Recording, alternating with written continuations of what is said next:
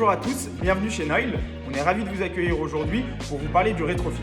Le rétrofit vient du terme anglais to retrofit qui signifie moderniser, rénover quelque chose. En France, on l'applique la plupart du temps à l'industrie automobile puisque ça vient du cadre réglementaire de l'arrêté ministériel du 13 mars 2020 qui encadre cette activité de rétrofit, c'est-à-dire de conversion d'un véhicule thermique en véhicule électrique. Finalement, on vient moderniser son véhicule.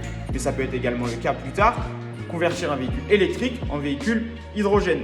C'est le cadre légal de l'arrêté ministériel du 13 mars 2020 dont on reparlera un peu plus tard dans un nouvel épisode pour bien vous expliquer tout ce que doivent respecter les rétrofiteurs, c'est-à-dire les entreprises spécialisées dans le domaine du rétrofit, de la conversion d'un véhicule thermique en véhicule électrique. Cette solution est importante pourquoi ? Parce que c'est une solution d'économie circulaire, c'est-à-dire qu'on valorise le parc de véhicules existants pour le convertir à l'électrique. Finalement, on n'a pas besoin de reproduire un véhicule neuf électrique, mais simplement de miser sur le parc actuel.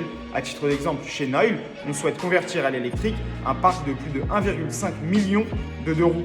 Ce qui signifie que reproduire ce nombre de véhicules serait vraiment une aberration écologique et économique quand on sait qu'on peut miser sur les véhicules existants. Et c'est vraiment le but principal du rétrofit. C'est la première solution d'économie circulaire adaptée à l'industrie automobile. On en entend parler de l'économie circulaire dans beaucoup de secteurs d'activité, mais l'industrie automobile était finalement que peu concernée. Le rétrofit, c'est vraiment le moyen principal pour mettre ça en place dans cette industrie-là. C'est également la possibilité d'avoir un impact écologique le plus faible possible, puisque les pièces retirées des véhicules sont stockées, recyclées et valorisées, et qu'on vient ne pas reproduire un véhicule supplémentaire, comme je vous l'ai dit. C'est également la possibilité pour chaque individu de bénéficier d'un véhicule électrique à moindre coût. Donc vous pouvez bénéficier des joies de l'électrique sans avoir à racheter entièrement un véhicule. Et puis vous pouvez valoriser votre véhicule qui vous plaisait, tant esthétiquement qu'au niveau sécurité et qu'au niveau plaisir de conduite, qui n'est que amélioré avec l'agrément de l'électrique.